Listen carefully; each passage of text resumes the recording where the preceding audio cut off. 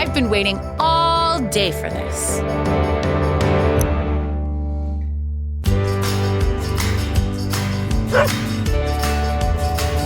Baron, my handsome man.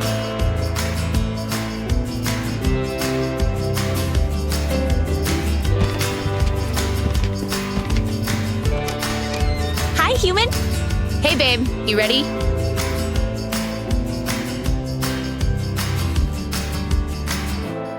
All right, let's roll it.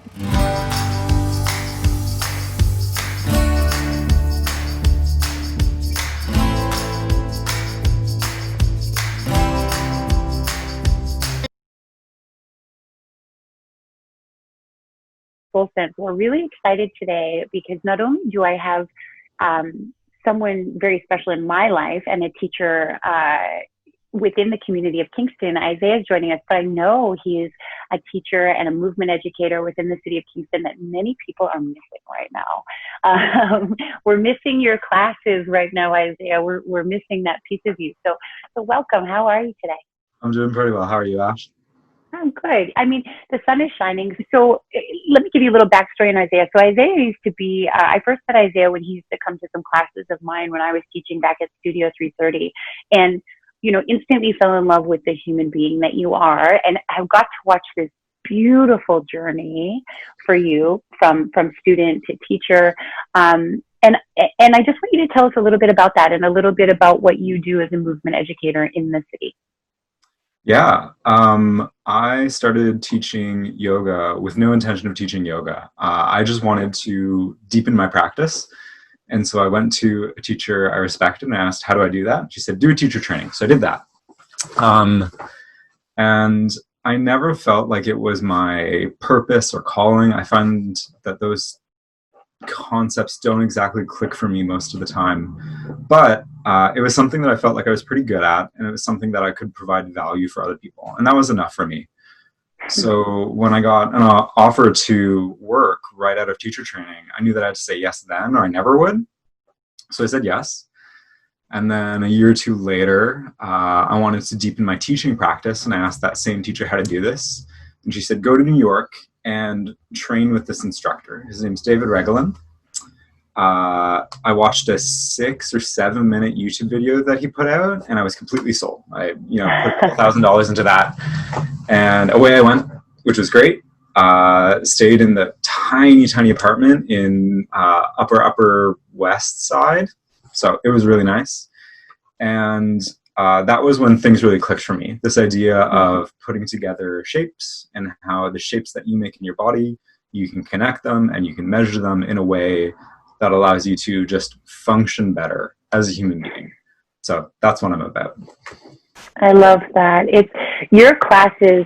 I also being a teacher and a movement educator, and maybe you can relate to this. One of the things they told me in teacher training was the minute you become a teacher, your personal practice actually suffers quite a bit. Whether it's that you're in a class and you can't shut your brain off, or you're always kind of in that teacher mind. So I found for a long time I didn't really have a personal practice, and landing in your classes, it was the first time, even as being an educator myself, that I felt like a student again. It was the first time I actually genuinely felt like I was a student and I could let go of everything and just be in space with you, because the way you teach is so unique to you. Thank you. Yeah. When you're teaching, what is the biggest piece for you? What's your favorite thing that you get to deliver to people? Teaching moments, in the sense that I can set up space for people to figure out how their own bodies work. Not everyone, many people are familiar with proprioception, this sense of where your body is in space. There's also interoception, which is the sense of everything happening inside of your body. So that relates to sensation and like bodily function and things like this. And I feel like my practice personally has been just developing a more and more highly refined sense of interoception and trying to coordinate that with the shapes that I make in my body. And so I love when I can put things together for people to figure out, oh, this is how my body feels this way, or this is how I can make my body feel this way. And then that's way more meaningful, and it's going to be way more impactful than if I say, go here and you'll feel a stretch in your hamstring. So Right. letting people learn about themselves. I love that. Do you find when you're figuring out how to, like, all of that exploration, is that something that you just play around in your own body and then it works for you and you go, oh, this is what I'm going to deliver in my class when I do it? Or does it just happen as you're actually teaching? A little bit of both. I think you identified that it's really hard for teachers to have their own personal practice. And I agree. It's very difficult. It's also necessary if you want to be continually engaged with it. So I've had a daily practice for about 3 years now without missing a day. And to me, that's just necessary for me to continue exploring. Otherwise, I'm just going to be repeating the same things. And I can explore and experiment in a classroom, but there is a real limitation on how much I can explore while still delivering a really polished class. Like, I can mess around with things and teach, and students will be fine with it and it can work in their bodies. But there are certain things where I just wouldn't ever teach them without having really explored them in myself first. Okay, I like that. What is the biggest risk of now, being that we're meeting on this screen because there's this crazy virus happening all over the world? I'm not sure if you've heard about it. Yeah. So how does it feel for you that you're not in a room teaching people right now? What does that feel? How has that transition been for you? It has been strange, but I don't think as strange for me as for a lot of teachers. Right away, I bought into the idea of things are different, and different not just in the sense of, okay, well, now I'll run lots of classes on Instagram Live or Zoom or something, because it's like a fundamentally economically different thing. You're offering a product that inevitably is going to have a little bit less value because you're not in the room with them and you're not as responsive. And you're also competing not just with everyone in your city, but everyone on Instagram now. So right away, I bought into the idea of it's going to be different, and I'm not just going to be teaching classes online. Some teachers are doing that and really successfully, and they have the aptitude and the setup for that, and they can really succeed, but that's not something I wanted to chase. And on the other hand, I do miss working with students in person. Like, that kind of feedback and that kind of like human connection, you just can't get right now. Yeah. But I've never felt entirely enraptured with the idea of being in the teacher role, in terms of like being seated above the students and like, I'm going to be the one that's talking and you're not allowed to talk, and all these different things. I find that there's a lot of like power differentials that happen in the yoga class that aren't entirely necessary and kind of lead into interesting and not always healthy dynamics. So I haven't missed any of that. That's not something that's wrong with all of yoga, but I haven't been missing the ego trip of telling people what to do.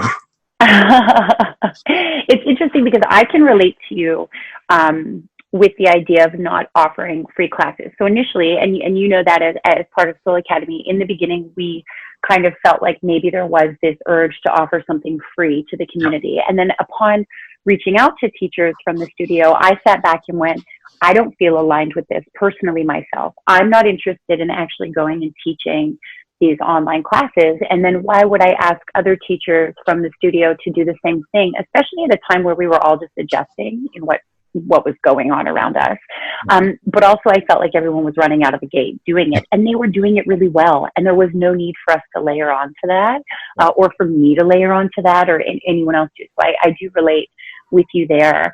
I've been doing a lot of one-on-one training. So I have I have a personal training, yoga, coaching, all of that kind of thing, which is you're a little more connected, I find, than a group of people, because you have that one person on the screen with you. Whereas teaching a live class, you can't really see who's there. You don't know what's going on, So I can relate to that.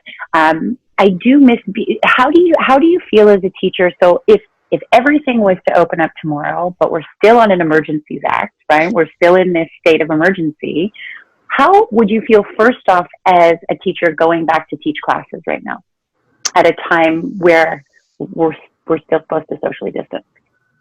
I wonder how feasible it is. Just because something is legal doesn't mean that it's feasible. If it's not feasible to do what is socially responsible, should you do it? So regardless of whether or not the government said that we could come together, I would want to question whether it's possible to do that in a safe way. It's very difficult. I mean, it's easy to say, okay, well, the teacher will sit at one end of the room and the students will all be spread out. You only have, 6 students in the class at any time. And that could be doable. And there would just need to be a little bit of a traffic conductor by the door for you get your shoes, you get your coat, you head outside. It would be doable. I guess I don't have a ton of expectations attached to it. I don't have a lot of fears or hopes because I find that those don't serve me a lot. Like, it doesn't really help me to get really worked up about what's going to happen here. Like, I also work for Lululemon, as you know, and there's this big operation of return to work, and there's a lot of people talking about how things are going to be different and this and that, and some people are worried and some people aren't. And I guess I don't really see for myself the fuss of trying to decide. There's no value in trying to figure out how it's going to work right now. We'll figure it out when it comes up, and that will be okay, and we'll be okay. And the only real downside is it doesn't make for a great answer when you're being interviewed. Which is okay. I think, because I look at it from different points of view. I have clients who are asking, because we can do counseling and therapy has been opened back up for mental wellness right now, and I have clients asking me, can we start doing sessions again? But the precautions and the requirements and the things that go into me just opening a physical space for one client for 1 hour is it's a lot. And everything takes twice the time. So it isn't just these, you're moving from one thing. It actually, there's so many more things that go into considering that. But I also am not, if they were to say wellness studios and things opened up, I'm not running to be the first person out of the gate. To test the waters also. I think that's a really, and I don't know what it'll be like as a teacher doing that now, for sure. Do you think that COVID is going to have, or do you think that this pandemic is going to have an effect on yoga studios and on fitness centers, and do you think it's going to change the way that the wellness world works for a little while? I think so. I'm not really sure about what that's going to be. Obviously, everything is moving online right now, and people are figuring out how to survive when all of the brick and mortar sort of means of drawing an income and connecting with people have been disabled. And I think a lot of the solutions have been temporary. They're with the understanding of we're going to get back to being in person very soon, or at least within the case of a few months. If we weren't able to do anything in person over a year, which is not likely to happen, but let's just say, then I think there would have to be like more dramatic changes. But what those would be, I'm not entirely sure. When all this went down, like I said, I wasn't interested in teaching live classes. Lots of people are doing that much better than me. But one thing I thought of was what people really need right now, or a lot of people need or want, is the tools with which to practice at home, because we don't formally teach how to practice at home unless you go to the odd workshop about how to develop your private practice. Everything else is just following instructions that the teacher says, or occasionally you get a few sort of options from a menu. But I think more education about how you can safely pursue your own practice could have a lot of value. But that's also hard, because that kind of information does go a little against like a regular and returning business model. Like if you teach people so that they're so perfectly set up that they can just have an amazing yoga practice at home every day, they'll still come back for community, and they'll still come back for the people, and they'll come back for inspiration, but it will be less than if they couldn't practice at home. Yeah, I think that that's fair. I think also too a big part in the wellness industry that, or maybe one thing that we're not doing is just being still right now and listening to what the needs of people are and how that's changing. What is something outside of your personal practice that you do every day? What is something else you're doing for your mental health? And has that increased because of what's been going on? I am someone who really likes having systems. I'm not great at having a super set schedule of like 6 a.m. I wake up 6:15, I have a coffee, 6:30 I read a book, 6:40. Like that doesn't work for me. But the idea of having set things that happen every day really, really works for my brain. So like I'll do yoga every single day, and that's way, way easier for me than trying to do yoga 5 times a week. So right now I do yoga, I meditate, I always make time to read. I think reading is really important to me and my growth and just myself as a person. And then more variably, there will be making time to run or to do other sort of rehabilitory treatments for my body. So a lot of people are familiar with yoga tune-up balls or foam rolling. I also have this it's not a cattle prod, but it's like a little electrical needle thing that allows you to do acupuncture without actually puncturing the skin. And so you can electrically stimulate nerves and muscles and make your arm spaz out. And it's great. And it makes you feel like $1 million. I love that. I love that. Have any of those things, they've all just really stayed the same because you have those systems in place. And I think that's really great. For someone at home who might be struggling to start those things or to just start like one thing, because this has affected people's mental health so much. And we're either going one of two ways. I feel like we're either thriving and surviving right now where we have accepted it. This is normal. This is life. Or we're kind of going the other way. So for someone who's struggling to get started in any of those things, what would you suggest for them? Start small and pick one thing that you're going to do each day, and then have some sort of record of that. So it could be as simple as you have a calendar, and every day that you do it, you mark off an X. Or like I have a scorecard where I score myself on things for each day of the week. So you can make your own little sort of scorecard. One of the most helpful things I've found is not scoring achievement, but instead scoring effort.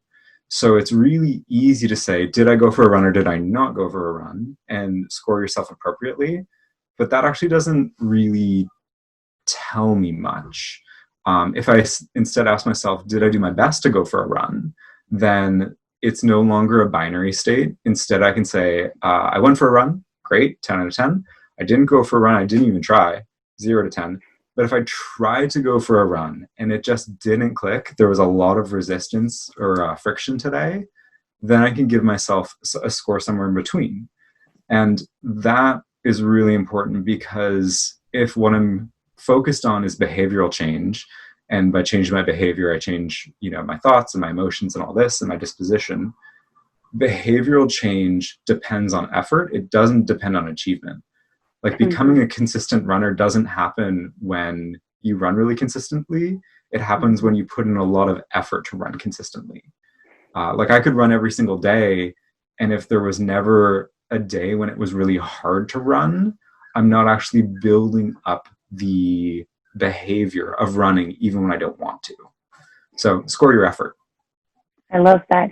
Now, do you take moments then when you score everything sort of day by day? At what point do you stop and sit down and reflect on the scorecards that you have? Or do you do that? Or is it just something that you do that fills that thing that you need at the end of the day? I average out all the scores every 10 days. And if a month has 31 days, I just kind of forget about the 31st day because it doesn't fit. February must really mess you up. The world would be a lot better if we just had 10-day weeks, 3 weeks a month, 12 months of the year, and then you have 5 days between Christmas and New Year's, or 5 days between whatever end of year holidays you'd like. But I digress. Yeah, so I'll check in with them every 10 days, but I find these kinds of systems, there's the benefit of just knowing that they exist, knowing that I'm going to score myself changes how I behave. And then there's also the benefit of, like, when I look back on it, I can look for trends and I can try and figure out what is and isn't working. Like, it's a really important sign to me when I'm not even trying at something. Like, if I put this question on my scorecard, then I must care about it, or I think I care about it. But if I'm not even trying at all, then what does that say? Either I need to change what I'm doing, or I need to change my approach, or just accept that it doesn't really matter to me, and that's okay. Right. Does that happen a lot, where you'll put something on a scorecard and then upon reflection you realize it is something that doesn't matter to you, or something maybe that did matter to you at one point that you've then just grown from? Yeah, like the questions on my scorecard tend to change over time. And I think sort of a variation of that is I will realize that I care about something, but I don't care about it enough to put in the amount of effort required to actually change it. Little things like, let's say I value listening. And so one of my questions that I score myself on is, did I do my best to pause for 3 seconds after someone has finished speaking before I reply? And that doesn't take a lot of effort, and it is something I care about. But is it something I care about enough to put in that little bit of effort all day long? There's some months that say no, and that can be its own kind of wake-up call. That can be a realization of, but I do care about this, so I'm going to be more conscious about it, and I'm going to start putting reminders in my day about it, things like that. Okay. So now, is this something that also, in a relationship, or in your relationship or partnership, do you have scorecards for each other as well, where you also do that? Like, is that a thing? Like, where you're like, this month, I feel your communication was a little bit behind. We don't score each other. Okay. We do have a weekly meeting every Sunday. It takes about half an hour, and it's split into 4 categories. And we've just been doing it for probably going on 4 years now. And it is hard to overstate how strongly I think this has strengthened our relationship and our communication. I love it. So I'm going to ask you to explain that to me a little bit, because I have witnessed firsthand you as an individual, your partner as an individual, the two of you together, and the synergy that you have together is so refreshing and so beautiful. And I honestly, I don't even know if I've been in as healthy of a relationship as the two of you are in. So can you just explain that a little bit for all of us struggling out there? How do we do it? Yeah, here's my one hot tip. There is a blog called Art of Manliness, which is all about how to be a good and ethical and strong human in this world. I don't follow it regularly, but years ago, Flo, my partner, saw this one blog post called something about marriage meeting. The original title is called A Marriage Meeting. We're not married, but we call it a marriage meeting. And it's really simple. You sit down, you prepare yourself beforehand. It takes about half an hour. And there are 4 sections. You have the first section where you appreciate. You talk about the things that the person did or was in the past year or past week, and you thought of, and that you appreciate them. And that's really important, because you might appreciate about your partner, but if you don't always verbalize it, they don't know. Okay. Then the second section is chores and to-do lists. So that's getting on the same page for everything that comes in the next week. My partner is self-employed, and for several years I either have been self-employed or partially self-employed, or who knows what kind of employed. It's messy. But it's especially helpful if you have a variable schedule like that. So even getting on the same page of, like, what are we cooking this week? Who's going to cook when? Are you planning on visiting your family? When's that going to happen? And then you talk about what project you're working on so that you're on the same page. The third section is good times and dates, where you talk about, here's where we're going to consciously make time for each other. And that's important. Full stop. That's just important. So important. Also important in this section is you talk about the things that are good times for you, even if they don't involve your partner, because it's also important to have your own good times that aren't dependent on your partner. And then the last section is challenges, and you keep this to 1 or 2, maybe 3, but things that were challenging. And those can be within your relationship, or those can be things outside of your relationship. And that gives you a regular space in the week to bring up things that might have been on the back of your mind, and there was never really a place in the week to talk about it. We're all familiar with this. There's never a good time. Well, there you go. Now you have a good time. It's on Sunday. Sure. Now, when these meetings started about you said about 4 years, were they much longer than 30 minutes, or do you really regulate it to that time where it's like, here's your 15 minutes kind of to share and mine, or has it just gotten to be 30 minutes because you're so good at it now?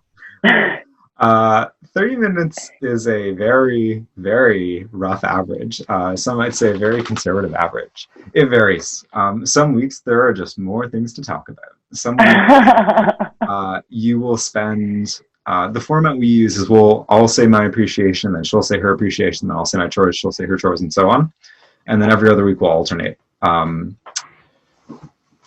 So you each have a chance to go first. Yeah. And because I don't trust myself to remember who went first last week, we do it based off of even and odd. So if it's an odd day, then it's her. And if it's an even day, it's me. It makes it real simple. It's brilliant. I don't know why you don't have a YouTube channel like this, like relationships with Isaiah, like how to figure it out. It could be like a new spin of Sex with Sue from when I was a kid. It was an old radio show you could call into and like ask sex questions when you were growing up. Because I feel like lots of people have questions about it. But so you guys do this every week, and then you do another really fun thing in your relationship, which is yearly. You do a yearly thing as well, do you not? Yeah, you said we do another fun thing. We do lots of fun things, but yes, you do tons of fun things. Yes, but like another interesting step in communication. Yeah. So after about half a year of doing these meetings and them working really well, it was around the new year, and we decided to have an annual version of this, which is very, very similar. You use the same 4 categories, but you reflect on the year that's passed and the year to come. And it's really nice. It gives a sense of like closure to the year, or a sense of summary. You can reflect on how much has actually happened for each of you and together. Tips, I'd recommend going somewhere else if you can. Your weekly meeting, you'll just have wherever, like in your home. But for the annual meeting, we try to go to a different city so that we're in a different environment. We're away from like the laundry and cooking and things like this. Sure. Yeah. And then it's also a little vacation, and it's something that we really look forward to. Oh, I think that's fantastic. That's you've given me some ideas, moving forward in my own life, which is great. So I'm gonna shift this again to another piece of you that you are very passionate about, I believe, and also because I know nothing about it, but another piece on a bit of our self-care journey. So if we're looking at nutrition and those kinds of things, a big passion of yours is kombucha and making kombucha. And so I'm a human who has drank it once. I'm not going to lie, I didn't enjoy it. Yep. So I want you to tell me a little bit more about like this process and your passion and what you're doing, and maybe what I might be missing, in this. I feel like I'm missing out. I'm the only one that doesn't get it. Like I don't know. Yeah. So kombucha, for those of you who don't know, is a high acid, low sugar, bubbly beverage. It is made from fermenting tea. The way the fermentation process works is you add really, really sweet tea to a culture, which is like a combination of bacteria and yeast. And then the yeast will eat the sugar and produce alcohol, and then the bacteria will eat the alcohol and produce vinegar, essentially. And the result is a product that is really, really low in sugar and caffeine, and essentially no or negligible levels of alcohol, like significantly below 1%. It's really hard to make alcoholic kombucha. So if you figured out how to do that, let me know, because I only know the standardized industry ways right now. Anyway, you end up with this that doesn't have a lot of caffeine, doesn't have a lot of sugar, doesn't have a lot of alcohol, or really any alcohol. And it tastes nice. And it's got a little bit of a bite to it. It's got a little bit of that like fermented edge to it, something that makes you just want to go like, ow! That might have been the piece I didn't get. Yeah. Now, also, as someone who, because I'm just rounding sort of 7 months coming, sort of my choice to not dance with alcohol anymore. Yeah. So for someone who's moving away from that, you say like under 1%, I panic. I actually won't even drink near beers that have like 0.04% alcohol, because I feel I'm like, there's alcohol in my system. Yeah. Can you get kombucha that doesn't have an alcohol in it, or a small trace of it? Yep. There's 2 or 3 answers to that. Yes, if you have like an industrial setup, you can push the fermentation in a way where you can ensure that there's 0 alcohol, and that's what a lot of like kombucha you buy in the store would have. In fact, I would say almost all kombucha that you would buy in the store is not going to have any alcohol in it. If you're brewing at home, you can try and do lots of like testing to try and figure out exactly how much alcohol you have, but there's no really good way to test at home. And the last way is you can ferment it dry. If you let so I have all my kombucha along with the culture in a ceramic crock, and I will bottle it it depends on the time of year and the tea I'm using and all this, but let's just say that every 2 weeks, I will take what's in there and I'll put it in the bottle and be ready to drink in a couple days. You can just let it sit for way, way longer. I can let my kombucha sit for 2 or 3 months, and it will ferment all of the sugar and all of the caffeine, and you just let it sit for so long that by the time you have it, it's absolutely not going to have any alcohol. However, it is going to taste like vinegar.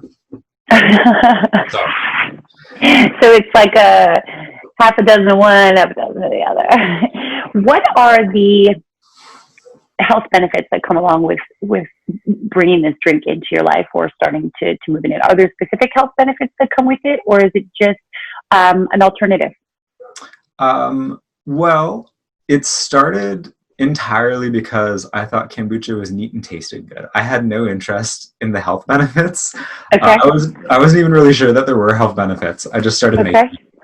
And then the funny thing is, when you go to fermentation festivals or kombucha contests or anything like this, people are really into kombucha, and they will really proselytize the benefits. They'll say like, oh, it's good for hangovers. It's going to do this for your digestion. It's going to do this for your skin. It's going to do this for your hair. And I don't know if there is a commensurate amount of evidence to support all those hopes and beliefs. Things that are known is it's full of good vitamins, and it's probiotic, and depending on sort of what you believe about science and modern findings that seem to be indicating some theories might be true about the impact of our gut biome on ourselves, something being probiotic could mean a lot. Other than that, I'm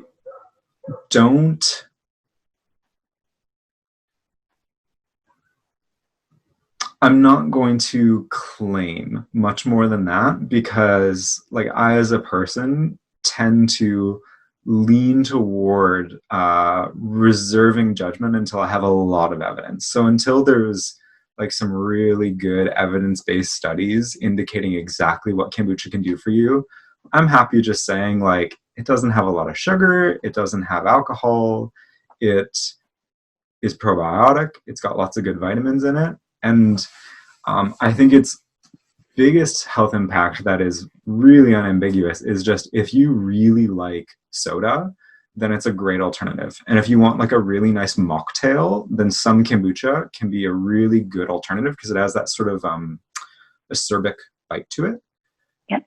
That said, I feel like kombucha like I feel like yoga. I really, really love it. But if you sat me down in just a random yoga class in any studio in the world, I probably wouldn't like it. And if I just drank any random kombucha, I probably wouldn't like it. I'm pretty Yeah. specific. Yeah. I think that's how I feel. Now, you don't like produce or make it to sell, but you do go to like what's the kombucha festival thing that you would go to? Like, what's that? There is a fantastic festival called the Ontario Fermentation Festival. It happens in the Prince Edward County. It was postponed for a year this year because of obvious reasons. But I went last year and it was absolutely lovely. You have so many people who are just really big nerds about fermenting, whether it's like kimchi or sauerkraut or wine or cheese or just like anything. It's great. And there was a contest there, and I entered my kombucha, and then I won. So because of that, I got to go to the big competition, which was in Montreal. It's called Booch Fest, and that was in August. They've also postponed for a year for obvious reasons. Right. And that was all just kombucha. So there you were getting really specific. You were getting the people who were like the high-end luxury kombucha, and then you were getting the people who were fermenting really interesting things. Like there was like a chaga kombucha, I remember, like a mushroomy kombucha, and it wasn't entirely to my taste, but it was neat that people were doing different and weird things. It's different, and you love that. And I think that just to be around people who share a similar passion, no matter what it is a really great thing.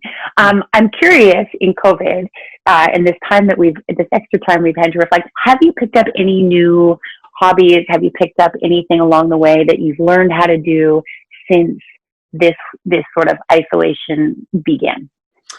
Yeah, I have never been someone who's found it difficult to find things to keep busy with. So we've been talking about fermentation. Even just in terms of fermentation, I've been finding it as a really nice hobby. It's really great to just experiment and play with. So I'm always working on new kombucha flavors, but experimenting with the process a little bit more, also working on fermenting mead, which is like a wine made from honey, making kimchi. My partner and I make kimchi, which is a fermented Korean cabbage dish. It's really, really good, really easy to make. Fermented mustard, and then I have dreams of further projects like gluten-free sourdough and things like that. Sounds wonderful. That sounds wonderful. Outside of what else are you doing to keep busy at this time? And is there a part of you that's, people are really torn right now, I find. We were resistant and now we've settled in and we're really happy with the routines and the life that we've built. Yeah. What is something that stood out to you that has become really sort of paramount in your life that you're not willing to give up again once things start to maybe reopen, or the machine starts firing up a little bit more? And then is there something that you used to do that you haven't been able to do that you won't go back to? Ooh, those are good questions. Something that I've taken up that I'm not willing to give up.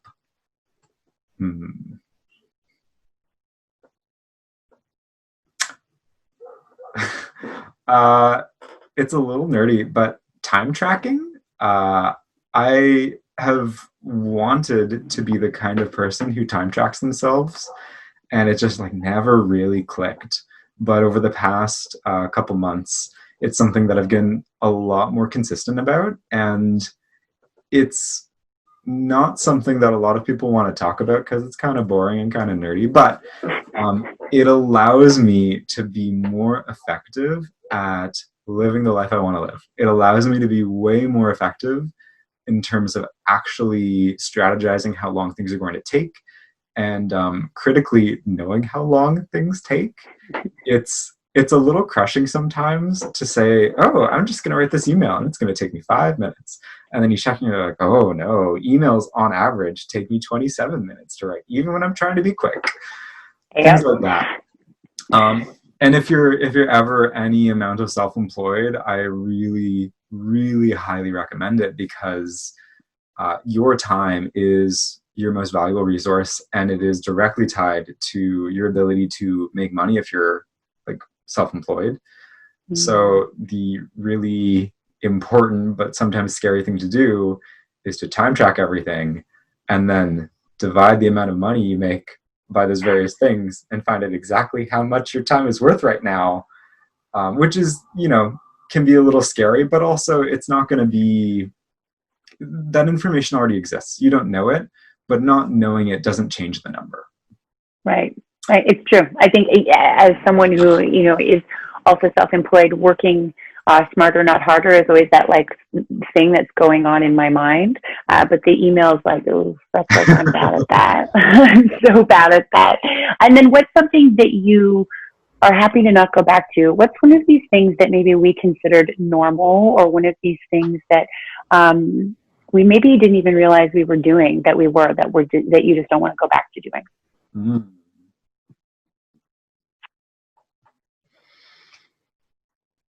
Personally, I think a kind of unintentionality with socializing. Back in the way back times when we could just run into people and talk to them and see them, and it's great. Share breathing space. It was fun. Yeah, it was crazy. It was really unsafe. Back then, it's very easy to just end up hanging out with people because it's the thing that you do. And that's kind of been replaced by Zoom calls that are also not without a lot of purpose. Right. But I feel like people realize how that doesn't provide a lot of long-term value. I'm not saying that you shouldn't socialize, and I'm not saying that you need to like have a purpose behind every socialization, but I want to be really intentional about when I socialize and with whom I socialize and why I'm socializing. If I'm just hanging out because it makes me feel nice, there's lots of ways to make myself feel nice. And if I'm just hanging out in order to spend time with this person, is there a way that I can get the most value out of spending time with them? Like, is it a lot of value for me to hang out on Zoom and talk with someone? Or is it more value to have like a shorter but more frequent phone call with them? Things like this.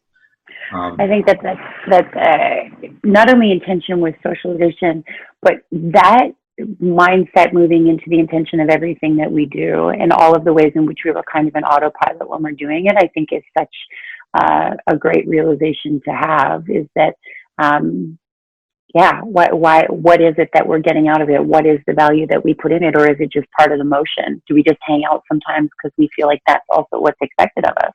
Yeah. We're supposed to do that or keep that, that thing open. Do you miss, sort of one last thing, do you miss being able to like go out to eat and that kind of thing? Or was that a big thing for you? Like, I seem to be also the only person who's not really missing it. I am my father's son in a lot of ways. And one of those ways is I can be like a little tiny bit of a miser sometimes.